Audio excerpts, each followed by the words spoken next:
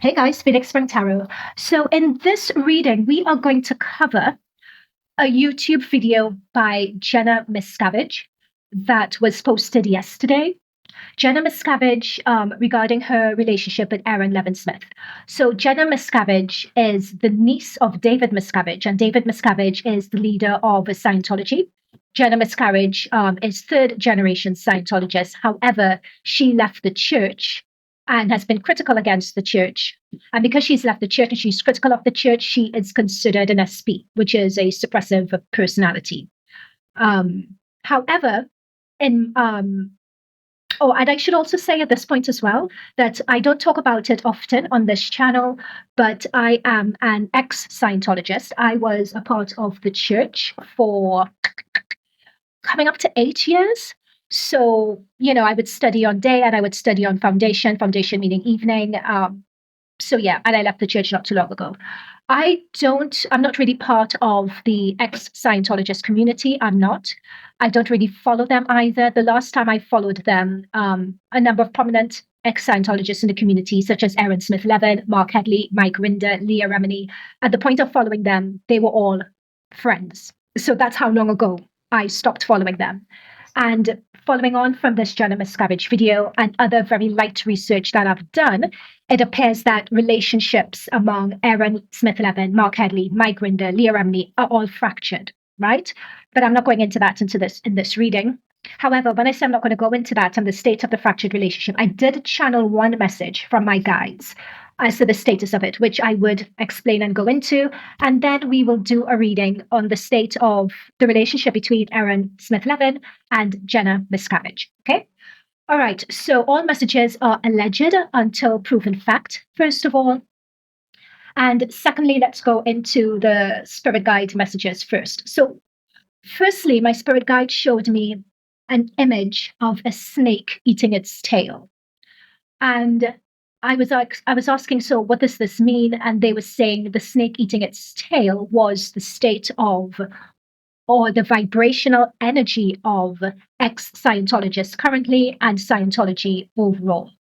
And when I researched what this means, in terms of a snake eating its own tail or a snake biting its own tail, what came up, let me see if I can find it, is that when snakes eat themselves due to stress or temperature regulation issues, illness, or confusion. And it usually stems when they are in a state of stress and they mistake themselves and they attack themselves. And so my spirit guides were just talking about when you are in stressful or abnormal conditions. Snakes have poor eyesight. If they feel threatened, if they feel injured, if they feel stressed, they make the mistake of eating their own tail and viewing their body as prey. So what they were showing me is the level and the depth of the infighting within the ex-Scientologist community and perhaps within the overall Scientology community at large. So that was the only spirit guide message that came through. And another message. No, they want me to go straight into the reading. Okay, fine. So we go straight into tarot. And in this tarot, what we are going to be looking at, we're just going to be looking at Jenna Miscavige's energy. And then we are going to go into the dynamics of her energy and Aaron's energy. So spirit guides, guardian angels of the highest light, of the highest divine frequency, please protect myself. Please protect and bless those viewing this reading. May we only channel messages of the highest accuracy, the highest truth. May we be able to channel messages given the nuance of this situation from a place of compassion and sensitivity. And may we also be able to derive messages that can help with our collective understanding and expansion of consciousness. Let's go into Jenna Miscavige's energy.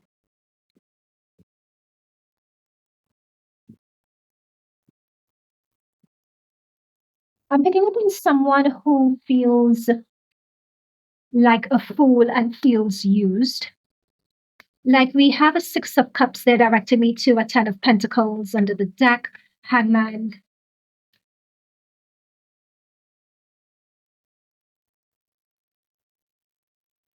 Okay.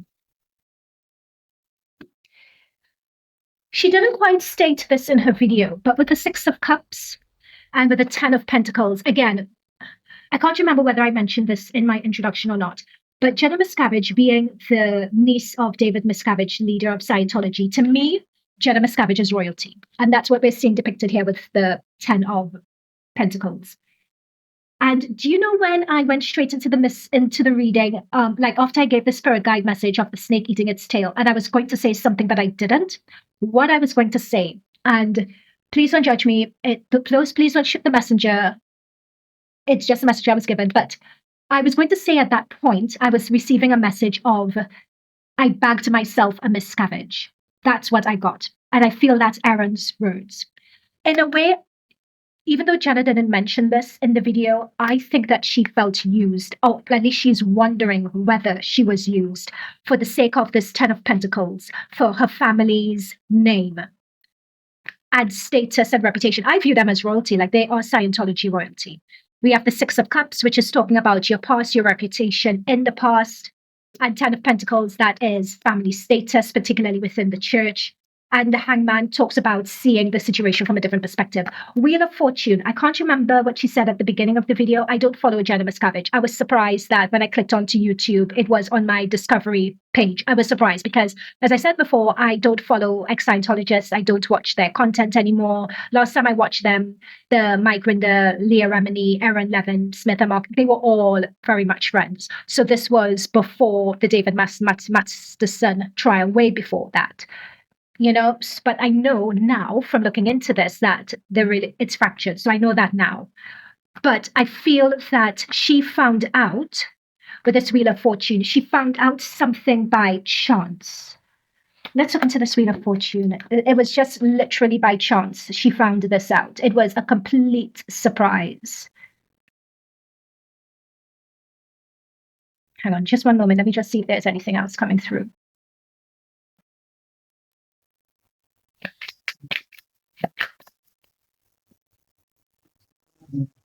Another thing that that's coming through about her now, her year of birth is 1984, but it's as if there's something with her maturity as an individual, or yeah, 7 of Pentacles there.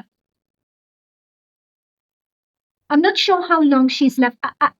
7 of Pentacles in this context is talking about someone who, it's as if they're still evolving in the context of this reading. They're still finding their feet. They're still evolving. They're still developing. There's something about finding your feet and being secure in yourself. And I wish I had my Rider-Waite to show you guys what the 7 of Pentacles looks like.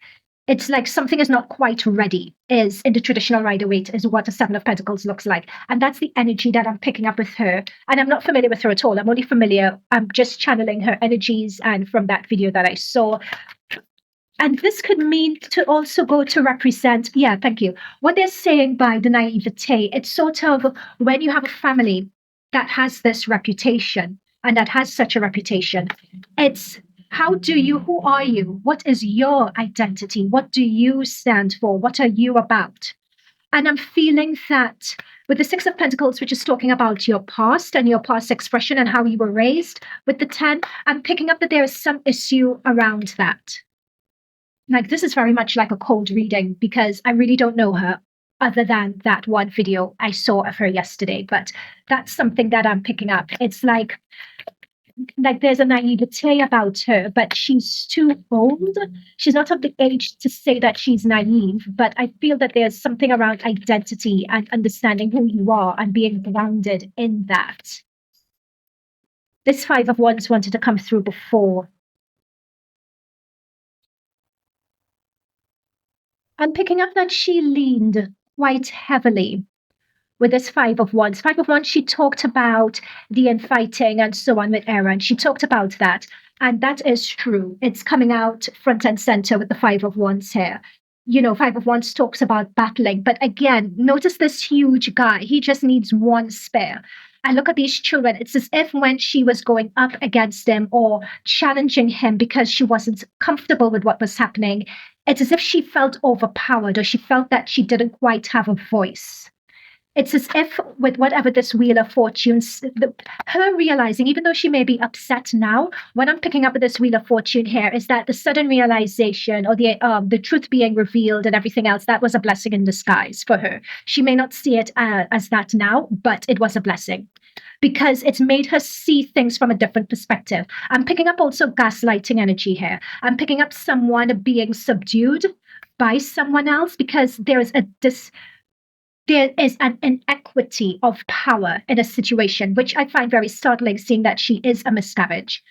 But this is talking about inequity and imbalance. And that feeds through to the Seven of Pentacles, where I was talking about naivete. But naivete isn't the right word. But I'm just speaking about someone who,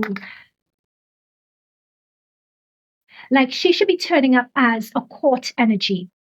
But she should be turning up as a queen or a king in a deck, but she's turning up as a 7. There's something just not fully, and please, I'm not meaning to criticize or anything. I'm just tuning into someone's energy. And many times as well, when someone is turning up as a 7 or when they shouldn't, that speaks to, again, to the past and what someone has gone through. And I think they're bringing me back to many times you have to put, with this, it's painting a picture. So you're meant to be picture perfect, or you're meant to put forward another image, which many times is not genuine or true to you. So because you have to put up this facade or this image because of who your family is, what your family name is, sometimes you struggle to really form your own identity, especially when you have that pressure of that surname. So that's something else that I'm picking up here. But there's definitely an inequity and an imbalance. Below the deck, we have the High Priestess. So in a way, they are correcting me here. Like she, in a way, they are and not, because we have a 7 of Pentacles and a High Priestess. This situation of the Wheel of Fortune has encouraged her to tap into her strength. Though with the High Priestess, because I was talking about court cards, but you want to see divine, feminine, major arcana energy as well. And this is as powerful as you can get.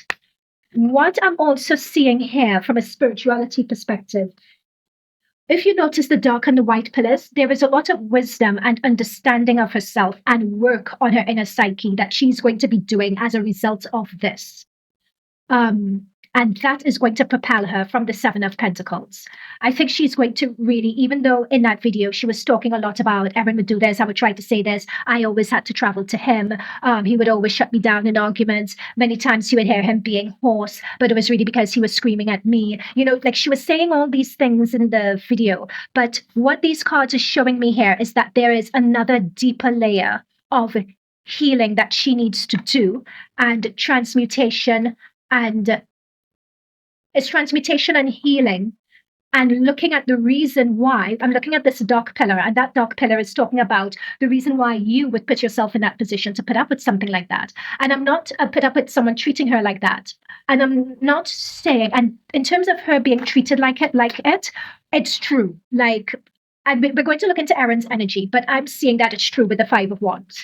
5 of Wands talks about someone who's very combative, who's very challenging. And this male figure is like overshadowing like a smaller figure, or being, what I'm channeling is that he likes the challenge of someone challenging him, so that they just like that challenge, and they like winning at that challenge. They like being able to get their own way as well. It's cornering someone in so they don't have anywhere to go. That's the initial energy I'm picking up. Now, this is coming through one-sided. This could very much be her perspective of Aaron. So we look into Aaron's energies as well, and what his take is on this situation, because he hasn't posted anything, because we want to keep this fair. We want to keep it fair and show both sides, because she has presented her version. We haven't heard his, so we need to be fair. Okay. So I'm just saying what I'm reading here. But having said all of that, there is a deeper layer of what her culpability is within all of that. She may not have put that in the video, but behind the scenes, she may not be in that space right now. But what I like about this energy is that she is moving towards that direction. And if she does move to that direction and she does heal that, which this situation is like a divine universe energy for her to heal this element of herself. So once she's being able to heal it, I'm picking up that she will come into her own identity. She wouldn't need to use the Miscavige name. I'm not saying that she's using it, but like she could stand up on her own 2 feet as Jenna, Okay. Anything else before we go into Aaron's energy?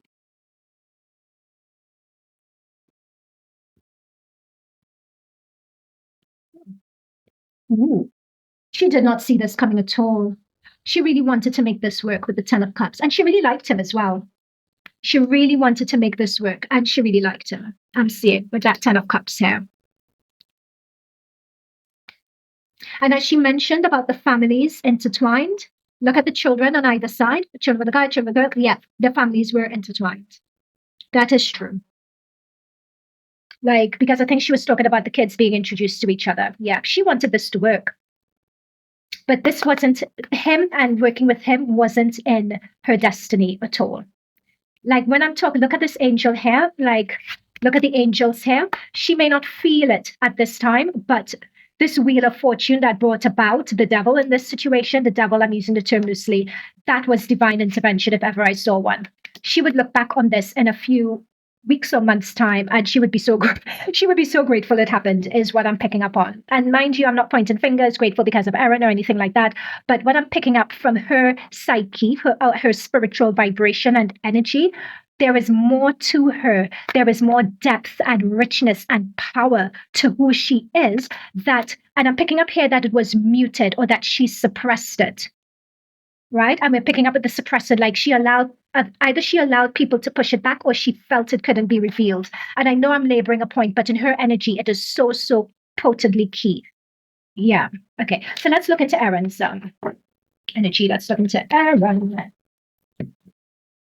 I remember when I used to follow ex-Scientologists, Aaron was the one who, had a successful YouTube channel. He would invite other ex-Scientologists on who also wanted to speak. He would platform a lot of people who wanted to spread the word about Scientology and what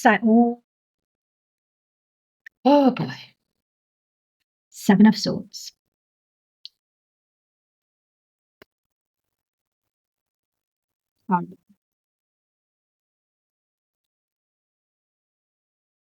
Boundaries. Yeah, he would platform a lot of ex-Scientologists. He would always promote, I would call it a charity, where people who fled Scientology, and many times they would have nowhere to go. They may not have passports. They may not have when we say national insurance in the UK, but social security, like they may not have that. They're literally fleeing with the clothes on their backs. So Aaron would step in, and like that's how I knew him. Mind you, he did all of that, but I I think sometimes the way he spoke, being a Scientologist myself, I felt that sometimes they would speak about the tech, and sometimes the tech and the way they would speak about it wasn't my understanding and experience with it. So that's where I disconnected from them a bit. But what I'm picking up in terms of his energy, Seven of Swords and a shadow side, these two cards are not the best to get. This is duplicitous and deceptive. This is when someone's shadow side is coming through, a shadow side is the side that is disconnected from you. A shadow side is a side that you're not proud of, to say the least. So it's rage. It could be anger, it could be depravity, it could be various things like that that we're picking up with the shadow. And Seven of Swords talks about someone who may not always be telling you the full story, And over in the UK, we'd say a few pennies short of a pound, right? Like they will tell you something, but it's not the full truth. And that's what I was picking. And in fact, they're saying that I explained it because that's what I was saying about, like, he would be explaining tech to his audience who don't have any experience with Scientology at all. But to me, like, certain things wouldn't be fully honest or fully truthful. Like, and that's what always got to me with ex-Scientologists, and that's why I just disconnected, But we're seeing it with Seven of Swords here. It's like you're double speaking, basically. There is an authority that he does carry with him, and a sway and authority. And this is the thing with keys, like he is recognized as an authority in the space of having influence with the high priest energy. And that influence comes from not only his knowledge and his standing in the church before he left, but give him his due as a YouTuber, coming up with ideas, being able to communicate, being able to articulate very well and clearly as well. He's a very quick thinker also, and a very convincing and compelling speaker. This is what we mean about the high priest. Like, there's a particular status with the way he carries and conducts himself. He just knows what works. And I respect him for that over and above all the Scientologists, ex-Scientologists that I've seen on their channels and the way they communicate and coming up with ideas, like being able to come up with the SBTV, for instance. Which is a very genius concept, mind you, and being able to expand into that. Like, he's not the sort of person, you can't really suppress Aaron. He's like 9 lives, he's like whack-a-mole. He would always keep on coming up again. He has that, yeah. Yeah, Queen of Pentacles. He's gotten this card, but it's come through reverse. I didn't want to get into this. Let's keep this Queen of Pentacles reversed for a minute. Let's look into his relationship with Jenna. What does he think of that clip, actually? Let's look. What does he think about Jenna? What does he think about Jenna? Let's go into that. What does he think about Jenna? Let's go into that first of all. Whoa. Guys, I'm shuffling on camera. You are seeing me shuffling on camera. He feels betrayed. He actually feels betrayed, heartbroken. I'm picking up the word shocked. I'm not sure. I don't think that he expected this move from her. Yeah, they've confirmed that. Didn't expect the move from her. Like, notice, didn't see it coming, didn't feel it coming, ears are covered even, didn't hear it coming, wouldn't have expected it. Like, and I feel that is possibly why we haven't heard anything from him just yet. And I'm trying to be objective with this, guys. I don't know these people to be taking anyone's side, okay? I'm just reading the energy of the cards and channeling the messages. I know that there's been stuff said, and I don't know this in detail. I've only done very light research on this, that he was part of this organization that's headed by Mike Rinder that's meant to help ex-Scientologists, and apparently there was an inappropriate situation with some person that they were trying to help, and they asked him to leave. But did he set that up? Like, just asking, like,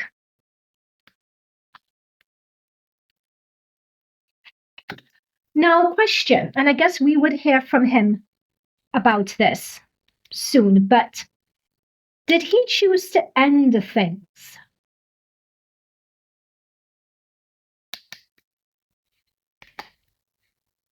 Interesting. This is what I was saying earlier. There are always a few sides to a story. I'm wondering, now this could be, this 8 of Cups and this Death card could be one of two things. It could be that he wanted to walk away anyway, because 8 of Cups talks about walking away from a situation and Death talks about endings. So I wonder whether, and I'm sure he will come out and talk about this, but whether he was over this himself anyway. Yeah, Chariot moving forward. I don't think he was as into this.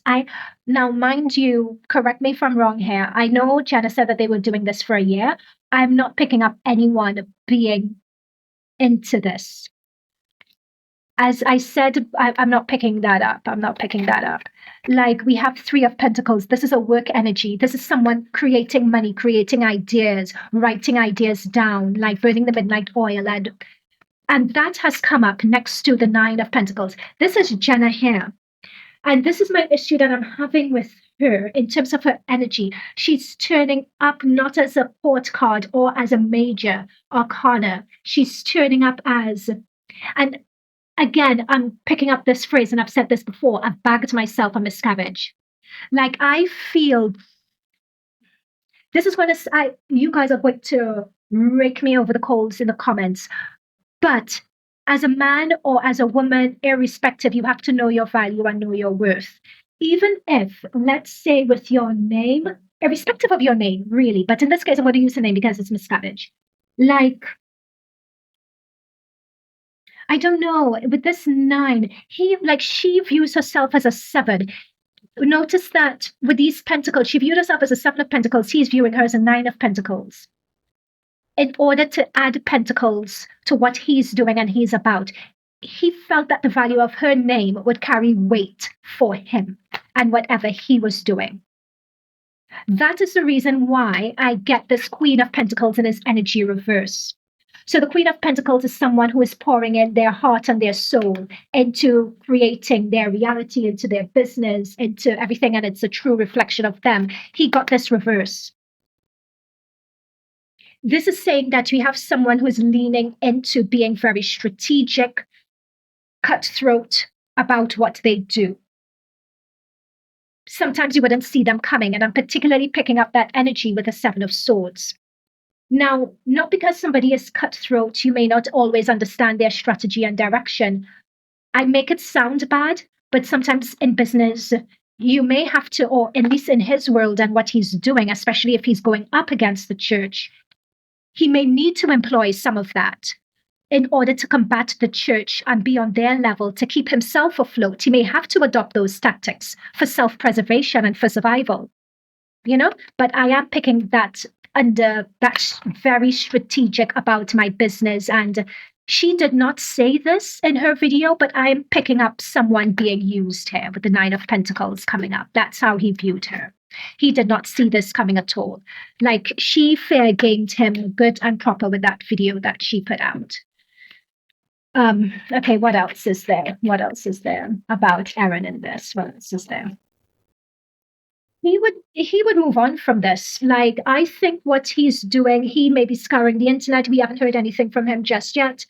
He's currently, I don't think he knows what to say just yet. I think with the Seven of Wands, he's sort of looking at all the comments that are coming in at him, and he's formulating what his counter attack and so on would be.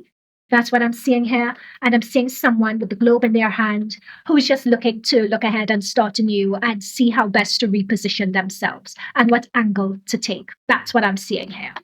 I'm not seeing any. How is this affecting him emotionally or mentally?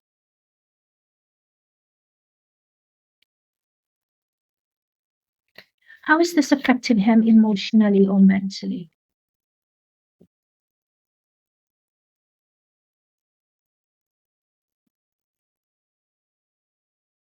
Woo! He feels, you know what, guys? There are two sides to every story. With the Ten of Swords, there is a constant feeling of betrayal with him. Why does he feel there's betrayal? There's not seeing it coming. I'm wondering, why does he feel this betrayal? Why does he feel this betrayal? I don't think it's clear he was not that into her. She was more into him, but it wasn't really fully reciprocated. But at the same time, he does feel betrayed by this. So why does he feel betrayed by this? With the Ten of Swords, he did not see this ending at all. I wouldn't be surprised if he comes out and he says that he didn't see this ending. I'm seeing a lot of shock and a lot of disappointment and a lot of not seeing this in his energy. Oh, we have Five of Wands again. We have five. We have in both their energies, we had five. And again, oh, no. Oh boy. So from a spiritual perspective, we have karma. This situation going down is his karma. But homegirl better watch out, because if he wanted to come back at her, he could do some damage. And this is not anything that I'm celebrating. I'm just warning her. It's interesting what she is saying about him. He could say it about her in terms of her energy, and he may very well come out and say that. Remember, we got this Five of Wands for her. We got the same Five of Wands for him. So basically what this is saying is that from his perspective, exactly what she's saying about the way he used to be, blah, blah, blah, blah, he could say the same thing about her. But he's seeing it from a different perspective, that she was very combative. There was a lot that he had to put up with. Yeah. He has his side. Definitely he has his side to this, which would paint a different picture. Like his experiences, he's saying that, not like what I'm seeing here from his perspective. I'm not saying it's true. I'm saying from his perspective, he thinks that he put up with a lot in this, with this 5 of Wands. And for that reason, he checked out of the relationship. We have a lot of moving on. Like, I didn't quite see this with Jenna Miscavige's energy, but I'm seeing it with his. There's a lot of movement, like moving on, like just moving on from her in his energy. We have the Fool, we have the Chariot, we have the Eight of Cups walking away, we have Death on a horse moving on. There's a lot of movement here, a lot of movement in his energy. But he still feels like he did nothing wrong. He really does feel he's done nothing wrong, and he's ready to step out and step. Like, he could step into another relationship tomorrow if he wanted to. Like, he just doesn't feel that anything here is his fault. But interestingly, we have the karma card that's come through. One thing that I'm pulling through with Aaron's energy, he has the karma and he has the shadow side cards, and he has a 7 of Swords energy. This is not the best in terms of someone's energy vibration. This energy is a snake eating its tail type of energy. So, you know, when I was talking about the snake eating its tail before, which is an abnormal act, that's this energy. It's your shadow side being dominant to the point where you intimidate other people and other people hide. But it's coming up for him again and again and again, because there is something about this shadow that keeps on coming up, and his shadow side tendencies that keep on coming up, that it is within his karma to heal. So what this energy is saying is that, and it manifests its way in duplicitousness, and manifests its way in him always wanting power or being in a position of power. But what this is saying is that these situations, or people saying things about him, would keep on coming up again and again and again, because there's some shadow aspect of him that needs to be healed. And I'm not talking about shadow by ways of pointing fingers at someone. Everyone has a shadow. Everyone has some defragmented element of them that needs to be integrated and healed and that sort of thing. So, I'm not looking at it from the perspective of pointing fingers here. Yeah. All right. Anything else regarding these two? He is going to come out with his video soon about this, and what he's going to come out with is going to be quite compelling.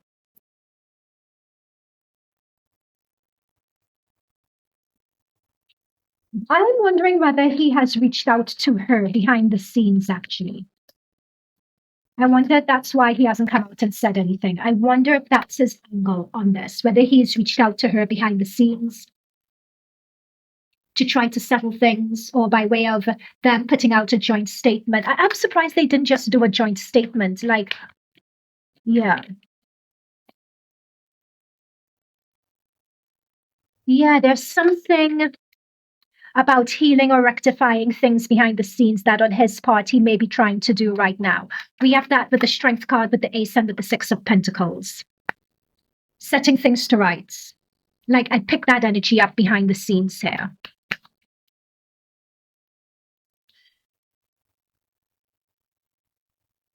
Because I'm telling you something, like, in the grand scheme of things, bringing out a video because someone cheated on you a couple of times, it's really a strange look. Like, I don't know, this is where you're including people in the group chat, and it doesn't need to happen. I'm sorry, it may not be anything that you guys would like to say, but it's a bit juvenile. So I feel that he's going to step in and try to do something behind the scenes here first. I think that's his approach, or how he wants to approach this first. And then either put out an announcement after that based on how that goes. But he's very upset by this, for sure.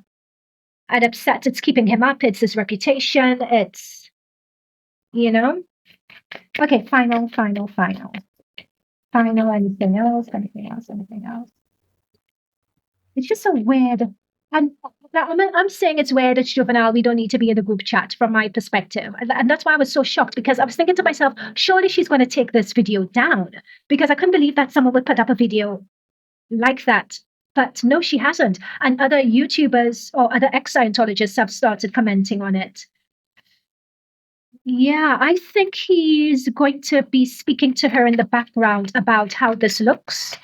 And I'm literally hearing that this is not going to give either of them any legs. In fact, let's ask that. Let's ask that. Is there any benefit from this? Mind you, Aaron is always about the money. He's always about the coin. He's always about his ability to do that. So, and I think that's going to be part of the conversation because you're damaging and you're ruining someone's reputation. Yes, things didn't work out between you guys, but I have a family as well. Did you need to put my business out there like that? You're taking food out of my children's mouths. Like, it's just weird. But I see with the Four of Cups, someone's not down or they're not ready to have that conversation just yet.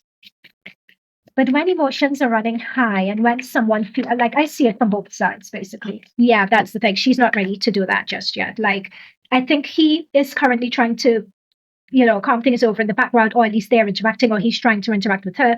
But I'm picking up that she's not ready. She's not in the space to have anything to do with him, to want to hear from him, to want to put out joint statements or anything like that. I'm not picking up that she's in the space to want to do this. She's still caught up in the feeling. She's deeply, deeply hurt.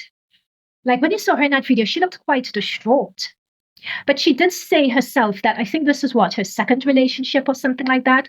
So this may, I mean, that's coming to me now. So this may perhaps explain why the behavior may come across as, I hate using this word, but juvenile. I'm sorry. But that may explain why the behavior is coming across that way. But if she's not as experienced in that, then perhaps, correct me if I'm wrong here, but I'm just reading the energies here. And as I'm reading the energies, they're popping up images in my head to corroborate.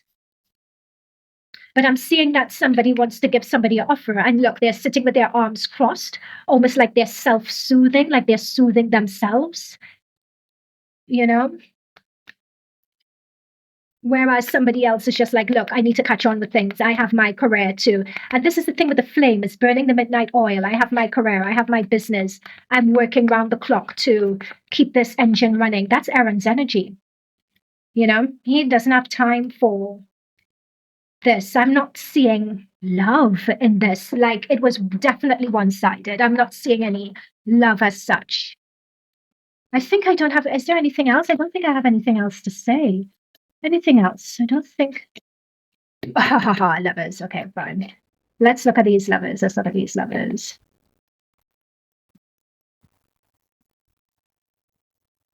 Clarify the lovers.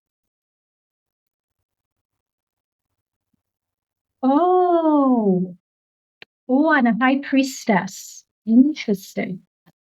Because, yeah.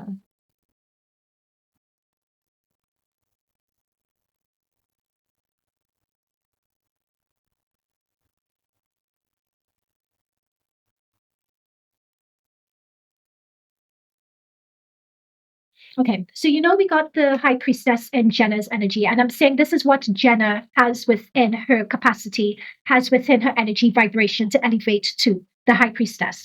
So it's interesting that this has come through, but we have the Eight of Swords behind it. It's like this is her right now, anxiety, low self-esteem, in a lot of pain, can't see her way forward, in a state of shock herself, being blinded.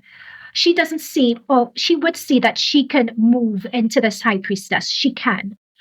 But I feel that there may have been a hint in their relationship of this high priestess badass energy potential that could come through. And I feel from the lover's energy, I feel that looking at the overall energy that Aaron has, this high priestess energy would have been too much of a challenge for him, because notice he has a high priest energy. He likes to be the one, and so someone looking from the outside in would say, oh, you're a high priest, she's a high priestess, that should be a match. And you would think so, it would be a brilliant match. But in the context of this, where the lovers is coming through, literally here, lovers here is talking about a choice, and lovers is just taking lovers, as she alluded to in her video. And lovers is also just being at the status of lovers. When someone begins to see a glimpse of someone else, this could be male or female, in a situation wanting more, wanting to be treated better, or coming into this realization, well, this is not enough for me, and mind you, she may have been just gently or innocently asking for this, thinking that it was perfectly reasonable. But somebody else would, especially looking at Aaron's energy, may view that as a no. And here's the thing, I'm not criticizing it. He's perfectly within his rights to say, well, no, that's not the type of person that I want. But yeah, and this is where the hangman comes in. It's like seeing, like she could have very well been seeing herself in that relationship and wanting something more or wanting something better. And with the hangman, seeing things from a different perspective and feeling this is not quite working out for me. But as I say that, what I suspect is that she may have been hinting at it, but I don't see any evidence in the cards. She may have been hinting at it, but that she was very forceful and really consistently asserting that. Or she felt that she couldn't consistently assert it because I'm seeing being tied up and not being able to move or not being able to put themselves out there that much. Okay, guys, that's it from me. I've been in this energy long enough. I know that a lot of my subscribers wouldn't know who these people are, but yeah, I hope in the introduction I laid out everyone well, and I would also include the recording that I'm referring to. I'll also include it in the description as well. Okay, bye for now.